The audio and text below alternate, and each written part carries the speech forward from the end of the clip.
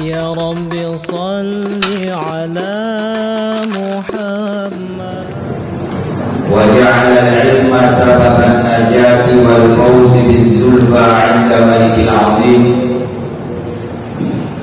اللهم صل وسلم على حبيبنا وشفيعنا ونبينا مولانا محمد الذي أرسله الله هاديا إلى صراط المستقيم وعلى آله وأصحابه ومن تبعه إلى يوم الدين. أما بعد. سبحانك لا علم لنا إلا ما علمتنا إنك أنت العليم الحكيم.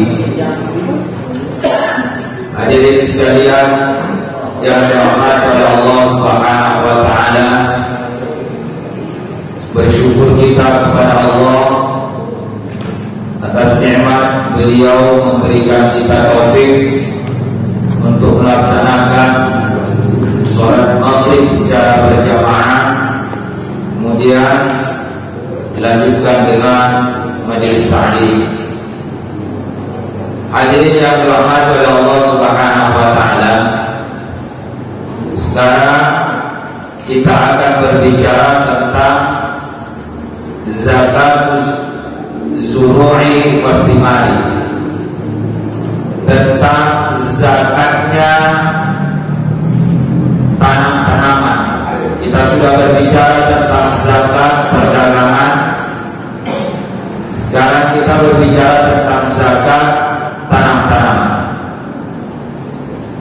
Kemudian hadirin sekalian, zakat tanaman ini ada dua.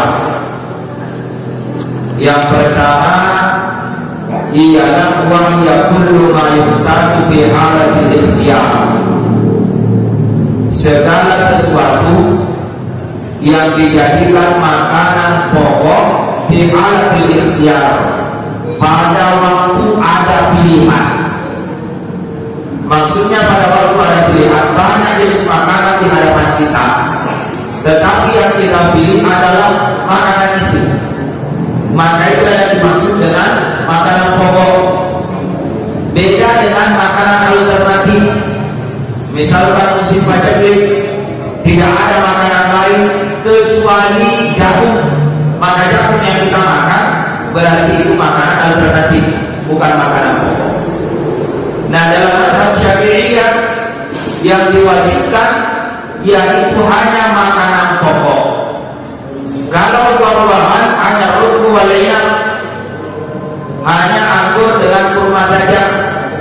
Tetapi kalau mazhab Hanafi, semua tanam-tanaman yang bernilai ekonomis itu wajib dikeluarkan zakatnya. Jadi kalau Syafi'i ya hanya padi saja, hanya beras saja. Kalau mazhab Hanafi, semua yang bisa dijadikan uang, semua yang bernilai ekonomi seperti coklat, kelapa, sawit dan seterusnya. Nah, itu kalau mazhab Hanafi. Tetapi kita mazhab Syafi'i hanya makanan pokok saja. Kemudian an-nisabu, adapun nisabnya khamsatu awsuqin, yaitu 5 awsuq. Kalau dalam kitab Tafsir Al-Sajidah, 5 awsuq itu sama dengan 825 kilogram. 825 kilogram. Nah, itu kalau dalam kitab Tafsir Al-Sajidah. Dan ini dia sudah berbentuk sebagai beras. Beda kalau gabah. Kalau gabah 1324 kilogram. Kami ulangi, kalau dia sudah berbentuk beras, maka nisabnya 825 kilogram. Kalau sudah sampai 825 kilogram, wajib keluar zakat kalau beras. Tapi kalau gabah 1323 kilogram baru keluar zakatnya. Nah, berapa zakatnya? Kapan dikeluarkan zakatnya? Maka waktu ikhraji wa waqtul hasadi. Waktu mengeluarkan zakat yaitu ketika panen. Jadi setiap panen dikeluarkan, setiap panen dikeluarkan. Tidak mesti menunggu 1 tahun. Tidak mesti menunggu 1 tahun. Kenapa? Karena firman Allah Subhanahu wa taala, wa atu haqqahu yaumal hasadi. Keluarkan haknya di hari panennya. Jadi setiap panen dikeluarkan zakatnya, setiap panen dikeluarkan zakatnya. Nah, bagaimana kalau panennya tidak mencukupi nisab? Misalkan tiap panen kurang dari 825 kilo, kurangi panen. Maka panen itu digabung dalam setahun. Misalkan dalam setahun 2 kali panen, dihitung 2 ya, digabung. Kalau mencapai 825 kg, maka dikeluarkan zakatnya. Dikeluarkan. Tapi kalau setiap panen kemudian sudah mencapai 825, dikeluarkan zakatnya. Tetapi kalau panen tidak mencukupi, maka ditunggu panen berikutnya. Kalau cukup di 1 tahun, suatu 1 tahun 12 bulan, jaraknya antara ini dengan ini, antara panen pertama dengan panen kedua, itu dalam lingkup 12 bulan. Kemudian hasilnya kalau digabung cukup 825 kg kalau dia beras, 1.323 kg kalau dia dapat, maka dikeluarkan zakatnya. Kemudian Bapak Ibu sekalian, berapa yang harus dikeluarkan? Dari 825 kg, berapa yang harus dikeluarkan? Wal wajibu biha al-ushru wa ta'ala al-ushri.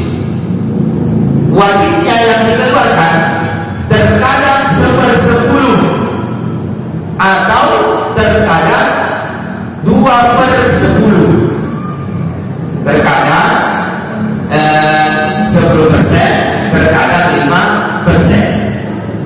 Ada kalanya yang dikeluarkan 10%, ada kalanya yang dikeluarkan 5%.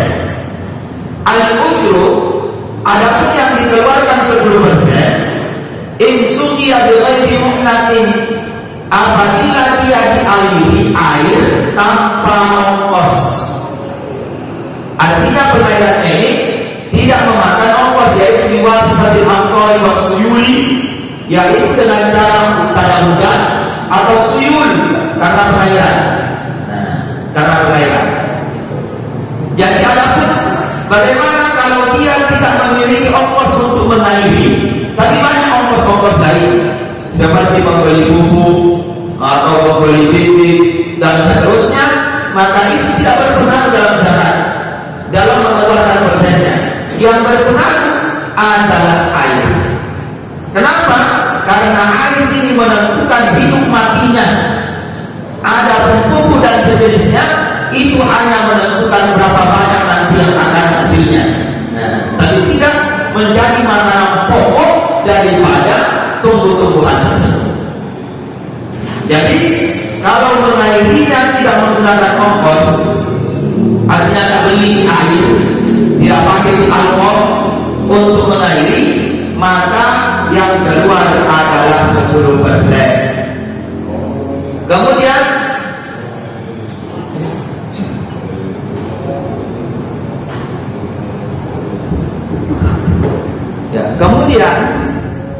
yang keluar 5%, insuqiya bi muhnatin, apabila dia disiram atau dia dialiri air dengan menggunakan muhnat. Ada ongkosnya. Minal maliki biwasitati alat istaqi, yaitu ada ongkos dari orang yang punya dengan menggunakan alat, yaitu tadi pakai alkohol, dia pakai alkohol untuk mengairi. Maka yang keluar adalah 5%. Nah, yang keluar adalah 5%. Nah, kemudian permasalahan Bapak Ibu sekalian, bagaimana kalau pengairannya terkadang pakai pengairan, Terkadang kalau kredit pengairan pakai mesin lagi. Jadi terkadang pakai pengairan, terkadang pakai mesin. Maka dilihat Bapak Ibu sekalian, apabila seimbang antara mengairi dengan tanpa ongkos dengan mengairi menggunakan ongkos, maka yang dikeluarkan adalah 3/4 dari 1/10. 3/4 dari 1/10 itu yang dikeluarkan. Saya ulangi Bapak Ibu sekalian, kalau dia dialiri tanpa ongkos, maka yang keluar 10%. Kalau dia dialiri air pakai ongkos, maka 5%. Kalau terkadang pakai ongkos, terkadang tidak pakai ongkos, dan mengairinya imbang.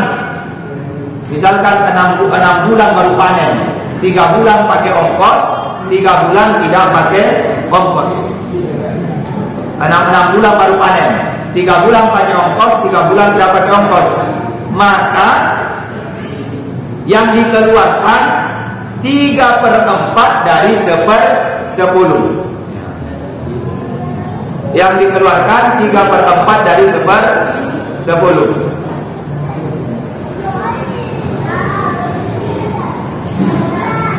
Maka yang dikeluarkan 3/4 dari 1/10. Itu saja ingat Bapak Ibu sekalian. Itu saja ingat. Kalau tidak pakai ongkos 10%, pakai ongkos 5%. Kalau kadang pakai ongkos, kadang tidak pakai ongkos, tapi seimbang. Kalau seimbang, maka yang keluar ialah 4/3 dari 1/10.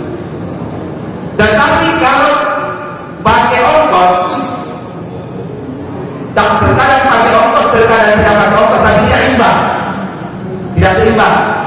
Misalkan 6 bulan tadi, 6 bulan, dia pakai ongkos 4 bulan, tidak pakai ongkos 2 bulan. Maka caranya hasil dibagi dengan bulan. Hasilnya dibagi dengan bulan. Jadi hasilnya dibagi dengan bulan. Hasilnya, contohnya begini. Selama 6 bulan, kemudian dia panennya itu 200 kilo. Selama 6 bulan, panennya 200 kilo. 4 bulan dia menggunakan biaya. Kemudian 2 bulan tidak menggunakan biaya. Maka dibagi 200 dibagi 6. 200 dibagi 6. Kemudian setelah didapat setiap bulan begini, setiap bulan begini, setiap bulan begini, maka yang 2 bulan ini, yang 2 bulan ini, yang tadi yang tidak pakai biaya, dia keluar 10%. Yang pakai biaya, dia keluar 5%. 5%. Jadi kesimpulannya Bapak Ibu sekalian, kesimpulannya 4I. Kalau tidak pakai biaya 10%, pakai biaya 5%, terkadang pakai biaya, terkadang tidak pakai biaya, dan seimbang waktu biaya, pakai biaya dan tidak pakai biaya, maka yang dikeluarkan 3/4 dari 1/10. Tapi kalau tidak imbang, penggunaan biaya dan tidak penggunaan biaya tidak imbang, maka hasil dibagi bulan. Hasil dibagi bulan. Kalau pakai bulan dan kalau pakai hari, kan tadi pakai bulan 4 bulan pakai ongkos, 2 bulan tidak. Tapi kalau selisihnya pakai hari, maka dibagi hari lagi. Dibagi hari lagi. Kemudian setelah didapat hasilnya, maka yang pakai ongkos ini keluar 5%, yang tidak pakai ongkos keluar 10%. Tinggal seperti itu. Jadi ini Bapak Ibu sekalian yang punya sawah, cara mengeluarkan zakatnya.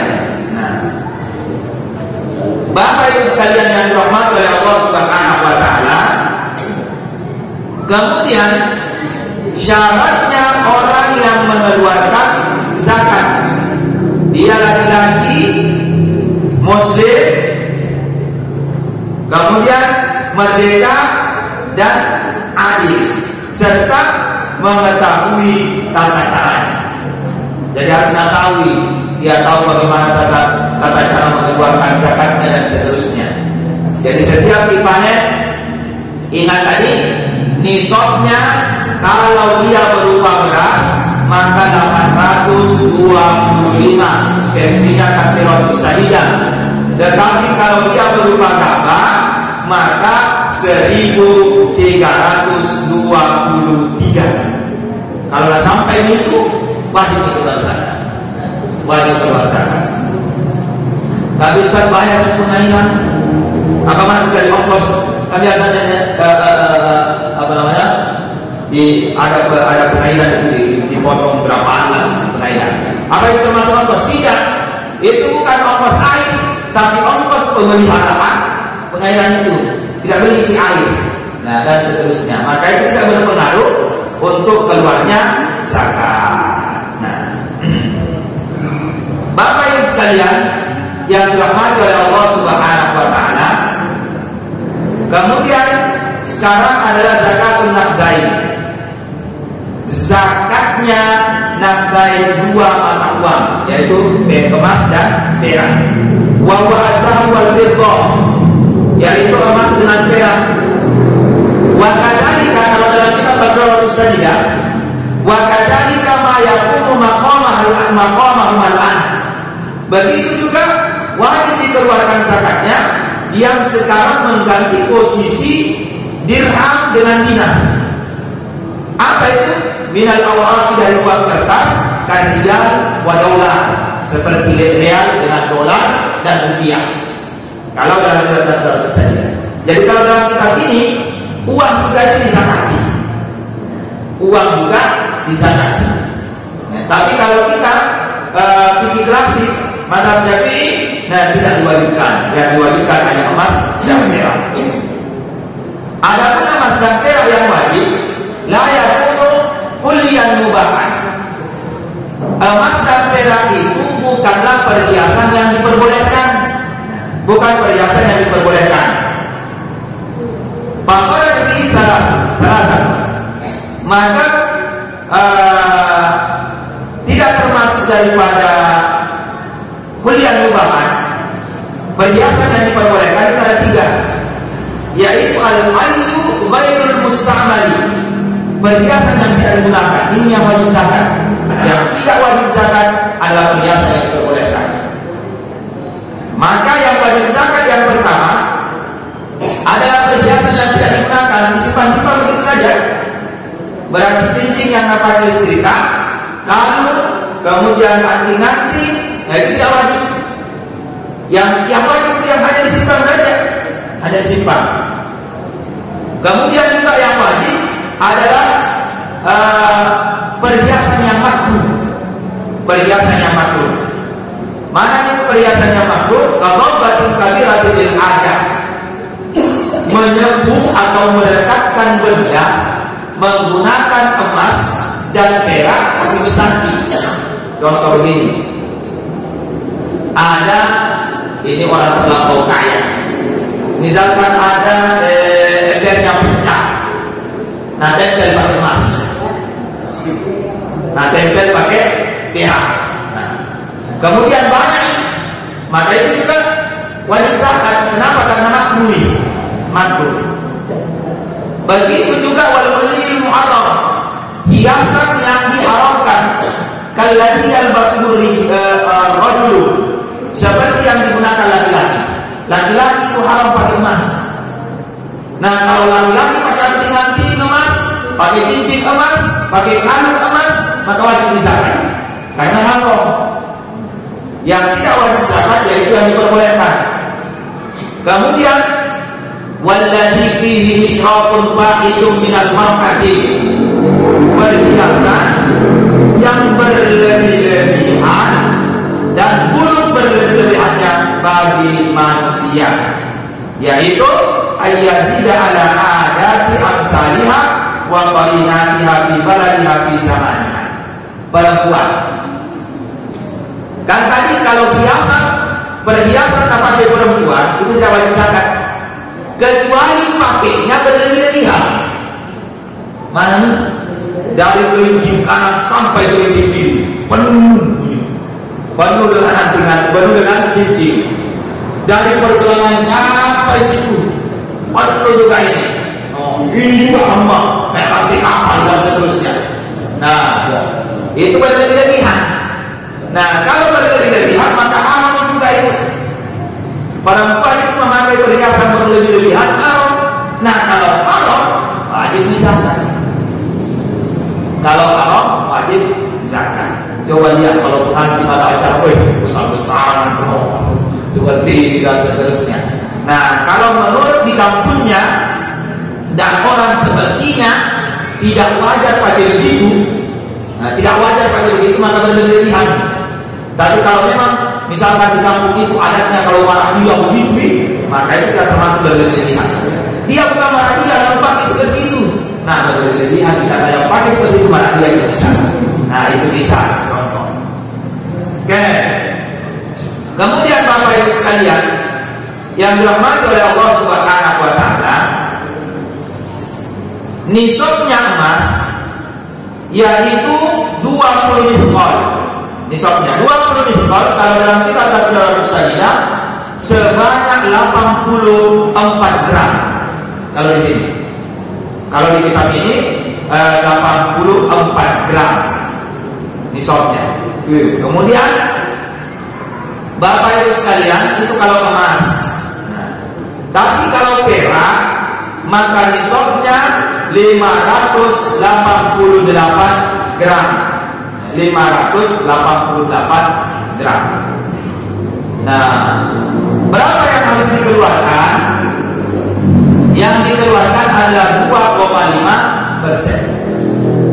Dan dia diwajibkan zakat ini kalau dari awal tahun sampai akhir tahun tidak berkurang. Misalkan tanggal 1 bulan 1 2021 dia punya emas 84 gram. Haulnya cukup bisa setahun. Berarti dia mengeluarkan zakat tanggal 1 bulan 1 2020 dan disyaratkan tidak boleh berkurang. Kalau berkurang di pertengahan tahun maka terputus haulnya. Contoh tadi tanggal 1 bulan 1 dia punya emas 84 gram. Ada emasnya 84 gram. Ternyata bulan 5 berkurang menjadi 80. Bulan 5 berkurang menjadi 80. Bulan 6 masih 80. Bulan 7 kembali 84. Kenapa berkurang? Nanti balik bisa 84. Maka terputus tadi haulnya. Dihitung lagi dari bulan 7. Nah, maka dari itu ada istilah dalam fikih hila. Hila itu seperti ini. Tinggal 2 hari cukup 1 tahun tanpa ada jual. Kemudian dia jual. Nah, ketika dia jual kurang tidak wajib zakat. Itu hilang. Maka menurut zahirnya boleh, tapi batinnya haram. Kalau dalam kitab I'anatul Talibin disebutkan zahirnya boleh, tapi batinnya haram. Apa maksudnya zahirnya? Menurut zahirnya ini tidak wajib zakat. Artinya tidak wajib zakat.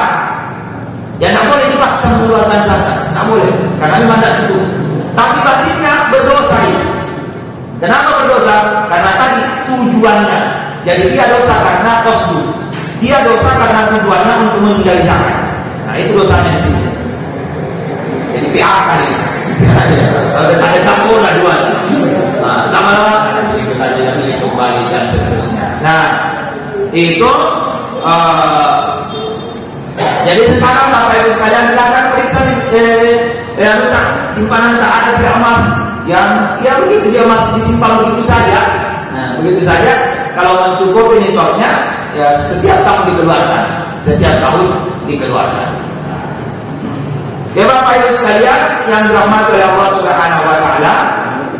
Kemudian zakatnya ma'dan. Ma'dan itu adalah barang tambang. Kalau dalam mazhab Syafi'iyah, barang tambang yang wajib zakat itu hanya dua, emas dengan perak. Emas dengan perak. Kalau selainnya tidak. Nah, selainnya seperti nuhas, kalau batu uli atau seperti apa namanya itu batu akik, petromas, apa namanya, minyak. Nah, kalau seperti minyak tidak dalam mazhab Syafi'i. Nah, tapi kalau mazhab Abu Hanifah semuanya yang dikeluarkan dari tanah wajib, baik itu emas, tembaga, nikel, aspal, semuanya. Tapi kalau untuk Syafi'iyah hanya emas dan perak. Nah, di sini lagi untuk Anda orang yang bermazhab Syafi'i. Tapi kalau tinggi ala Indonesia sekarang itu, tinggi Indonesia yang menjadi patokan di Indonesia, Kompilasi Hukum Islam KHI ada sekarang. Nah, itu dia mengumpulkan dari berbagai mazhab mana yang cocok dengan kondisi Indonesia, maka dia rumuskan. Disitulah dirumuskan ini.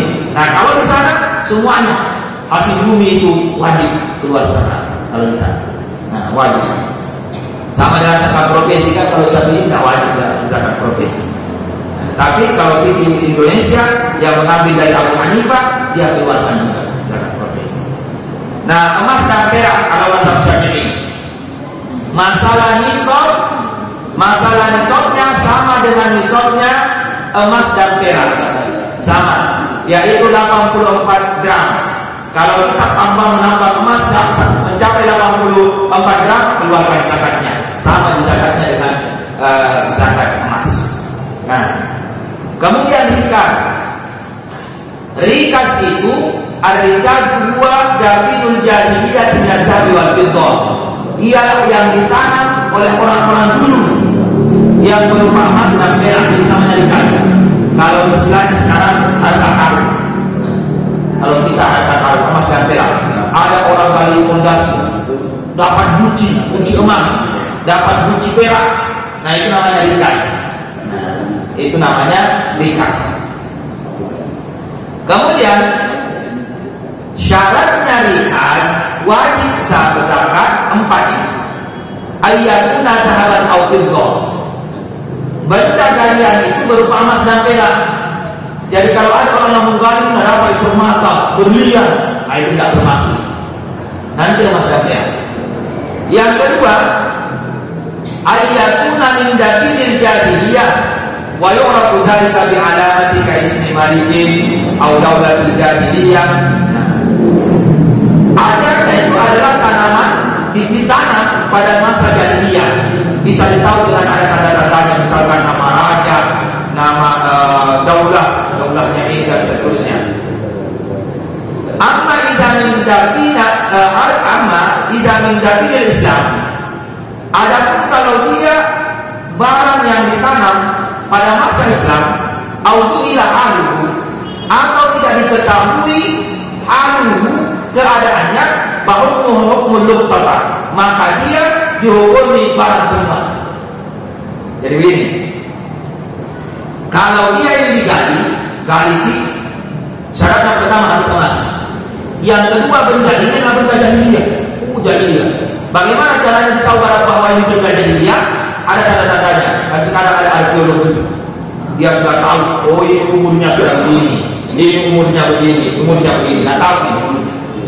Nah, kalau itu ditanam pada masa Islam, atau tidak tahu ini masa jahiliyah apa masa Islam ini, masa jahiliyah apa masa Islam ini, maka dia dihukumi sebagai barang temuan, bukan dikasih, tapi laqab, barang temuan. Nah, kalau barang temuan wajib zakat apa tidak? Tidak lakukan begini. Kalau barang temuan didapati langsung dikeluarkan zakat. Kalau untuk nisab. Tapi kalau dia barang temuan, maka dia jadi milik kita. Kalau disimpan begitu saja, maka wajib zakat emas senai.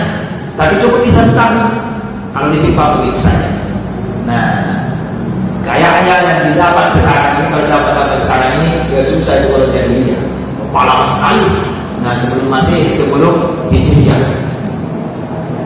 Kemudian wa'iyatuna fi ardi mawatin au fi mulkin wa huwa ahyama. Adanya dia kali pada tanah yang tidak ada pemiliknya, tanah pemiliknya, atau tanah itu adalah tanah mati tapi dia yang buka itu, dia yang buka itu lahan. Padahal zakat kalau mati ini da'al iya, wa illa wa yurja'u ila al-mu'min awal. Maka wajib zakatnya bagi orang yang mendapatkan kalau dia mengaku bahwa dia yang buka itu lahan. Tetapi kalau bukan, maka yang pemilik tanah misalkan dia tukang rumah dan fondasi dapat, maka itu miliknya yang punya tanah, miliknya yang punya tanah dan seterusnya. Maka yang wajib mengeluarkan zakatnya adalah yang punya tanah. Wal wajib di al-khumsu, dan yang wajib kalau ikhlas al-khumsu, yang itu 1/5. Yang wajib bukan 1/10, bukan 4/10, bukan. Nah, tapi 1/5 yang wajib keluar. Jadi Bapak Ibu sekalian yang dirahmati oleh Allah Subhanahu wa taala, inilah ringkas tentang zakat. Tentang zakat sebelum kita pindah kepada zakat binatang dan ternak. Nah, ada yang ingin didiskusikan tentang zakat tanaman, zakat emas, zakat barang tambang, dan zakat harta. Silakan. Ya, buat apa saja. Assalamualaikum warahmatullahi wabarakatuh. Masalah zakat tanah. Iya. Jadi saya pertanyaan, Ustaz, kan kita punya sawah, rumah sebesar. Kita kan bukan kita yang kerja langsung, orang lain sudah kerja. Terus hasilnya bagaimana, Ustaz? Apakah dihitung hasil dulu baru dikeluarkan untuk ongkosnya pekerja, baru dihitung begitu? Iya. Jadi dia punya seluruh hasilnya Ustaz dihitung dulu. Ya. Dia punya zakat, dia punya sawah, tapi ditanam oleh orang lain yang saudara ini, berkait orang lain yang saudara. Nah, kalau dalam fikih itu, kalau dalam fikih klasik kita ini statusnya dulu. Kalau statusnya ini yang punya bibit dan yang mengeluarkan semua ongkos adalah yang punya tanah, pokoknya yang kerja, pokoknya kerja saja. Ongkos semua ongkosnya dan bibit dari orang yang punya tanah. Maka yang wajib mengeluarkan zakat adalah yang punya tanah. Karena ini pekerja ini hanya dibayar untuk kerja saja. Tetapi kalau sebaliknya, bibitnya dari pekerja, semua ongkos dari pekerja, dia hanya punya tanah saja. Maka yang wajib mengeluarkan zakat adalah yang kerja. Karena statusnya yang punya tanah, dia hanya menyewakan tanah yang sama. Tetapi yang terjadi kita di sini, terjadi kita di Jakarta, biasanya bagi dua. Ongkos kerja sudah kerja ketika panen, maka dikeluarkan dari hasil panen itu, ongkos di situ dibeli pupuknya, beli bibitnya dikeluarkan, kemudian hasilnya dibagi dua. Biasa begitu. Kalau seperti ini dibagi dua, kalau bagi dua ya Bapak Ibu sekalian, kalau dia bagi dua, maka caranya ada dua. Boleh keluarkan dulu zakatnya, kemudian bagi dua, atau keluarkan zakat masing-masing. Keluarkan zakat masing-masing boleh. Ada juga biasanya bagi dua untuk bekerja, satu untuk punya. Ini tadi itu. Dua untuk bekerja, satu untuk yang punya sawah. Tapi ongkos itu tanggung oleh pekerja. Ya seperti itu. Nah ini statusnya bahwa tanah ini hanya bisa oleh pekerja. Tapi yang jelas yang sekarang itu yang utama,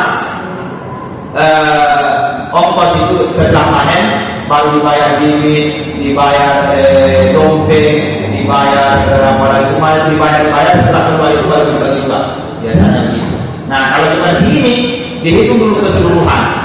Ada dua jalannya, dihitung keseluruhan baru dibagi, baru dikeluarkan zakatnya, kemudian dibagi. Atau dibagi memang baru masing-masing dikeluarkan zakat. Boleh nih. Ada lagi? Ada. Iya. Assalamualaikum warahmatullahi wabarakatuh. Waalaikumsalam warahmatullahi wabarakatuh. Ini nagih karena ada dua mazhab ini yang berbeda ini. Ini mazhab yang Hanafi tentang tanaman. Dan tadi hanya yang makan pokok saja. Nah ini kalau kita ini yang selain bahan pokok, kalau makanan pokok, saya kelapa atau sawit, itu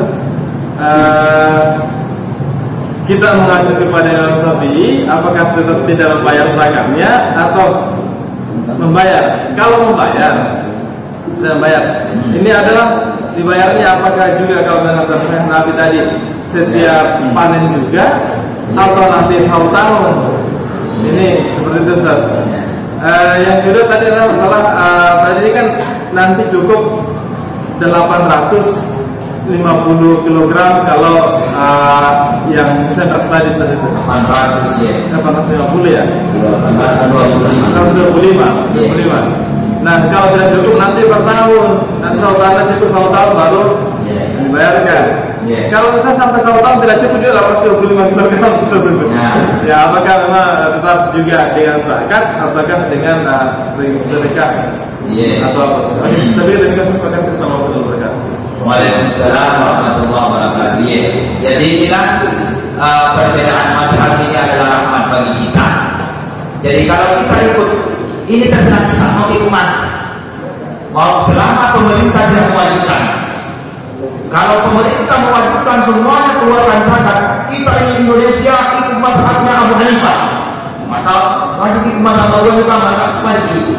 Nah, mazhab. Tapi kalau pemerintah tidak mewajibkan, ya terserah kita mau ikut mana, Syafi'i atau Abu Hanifah. Nah kalau kita ikut Abu Hanifah, maka tetap setiap panen keluar. Nah setiap panen keluar. Tetap begitu. Kemudian kalau misalkan awalnya kurang, bakal kurang. Panen pertama kurang, tapi kita tetap keluarkan. Lagi tahun depan itu sama tahun dulu di tahun depan dari keluarkan memang. Ternyata tahun depan ternyata panen kedua tidak cukup digabung antara pertama dan kedua. Panen pertama panen kedua dalam lingkup 1 tahun tidak cukup, hasilnya tidak wajib zakat. Bagaimana yang kedua ini?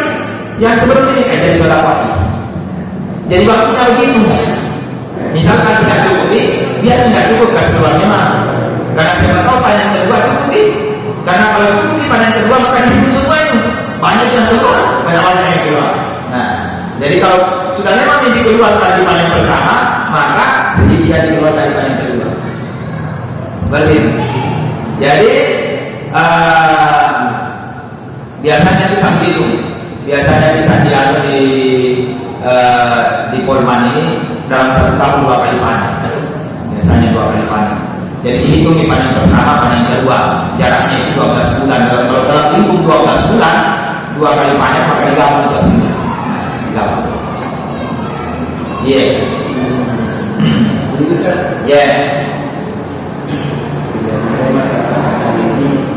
Bagaimana sekarang ini ada yang dikatakan ulu-ulu itu tidak paham. Itu ulu-ulu setiap panen tetap akan mengambil gambar berkali. Contohnya dia berhitung dengan beberapa hari sekian ini. Contoh kalau kita ada sawah sekitar 20 air lah, berarti menghasilkan gambar sekitar 12 karung. Dia mengambil setengah kuintal ini berarti 50 kg. Apakah tidak bisa menjadi zakat itu karena itu yang dibayar adalah air? Dia ambil gambar karena air. Untuk apa? Ini dia mengambil gambar sendiri kepada petani dengan alasan dibayar air itu. Air yang dipakai dia ini tidak punya sawah. Apakah bukan zakat namanya sedikit berkandungan? Ini ulu apa tugasnya? Itu dulu untuk memungut, Ya. untuk memungut hasil palinnya dari Apa itu tugasnya? Yang ambil itu ada dari tahu di mana asalnya, di mana asalnya. Kalau bayar saja tidak tahu di mana. Ya. Ya ini. Nah, yang pertanyaannya apa ini yang kita kasih ke dia sudah termasuk zakat atau bukan? Nah, iya. Maka perlu dilihat dulu itu ulu-ulu apa statusnya. Karena yang diberikan zakat ini ada jalurnya. Miskin, fakir, miskin, ibnu sabil dan seterusnya 8 asal itu. Nah, dia dapat itu. Kalau dia jadi kalau dia tidak termasuk miskin, dia tidak termasuk dari 8 asal itu, tidak termasuk dari 8 asal, bukan miskin, bukan fakir, bukan ibnu sabil, bukan fisabilillah, bukan wali dan seterusnya dan termasuk. Maka kasar ini kasih zakat. Tidak boleh dikasih zakat kasar. Nah, kalau miskin ini baru kita nyatakan zakat. Boleh saja kalau miskin. Tapi itu tidak apa namanya pribadi atau apa itu tidak jelas. Nah, maka tidak boleh dikatakan zakat itu tidak sah kalau dinyatakan zakat. Tidak sah dinyatakan zakat. Mau satu lagi? Ya. Nah, ini ada kasus ini Ustaz. Bukan nggak ada tapi istilah pajak namanya. Misalnya ada apakah padi atau sawit itu dipajak selama 5 tahun. Itu yang punya dia istilahnya dia pajak 5 tahun. Saya dipajak 40 juta. Selama 5 tahun yang pajaknya kerja ya dia yang kerja. Ya, cukup kalau tidak cukup nanti hasilnya 40 juta, dia terkembalikan itu. Apakah itu masuk? Apa ini boleh atau tidak? Ini saya punya sawah 1 hektar, saya butuh. Akhirnya saya pajak, tapi ini sawah 1 hektar, 40 juta silahkan 2 tahun. Ambil, dia ambil 2, dia yang kerja, nah kerja, dan ambil semua hasilnya. Setelah itu 2 tahun, tak kembalikan di sawah. Tak kembalikan sawah.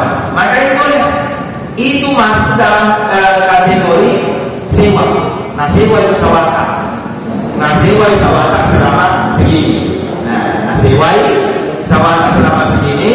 Nah, ambil, tidak kerja dan seterusnya. Mana usulan itu masuk dalam kategori sewa. Jadi zakat berlakunya untuk dia, bukan kita. Maksudnya? Iya, dia yang bukan saya kan yang punya sawah tadi kasih uang itu 40 juta. Nah, lebih 2 bulan atau lebih dari 5 tahun. Nah, 5 tahun. Kemudian semua zakat itu yang keluar kepada saya, karena saya statusnya disewa yang tanah disewa. Jadi dia yang mengeluarkan zakat. Itu lebih aman daripada gade. Karena gade yang terjadi sekarang itu tidak biaya. Lebih aman itu pajak ini daripada gade. Karena berarti gade yang terjadi apalagi yang itu lagi ya. Terima kasih. Wallahu muwaffiq ila aqwamit thoriq. Assalamualaikum warahmatullahi wabarakatuh.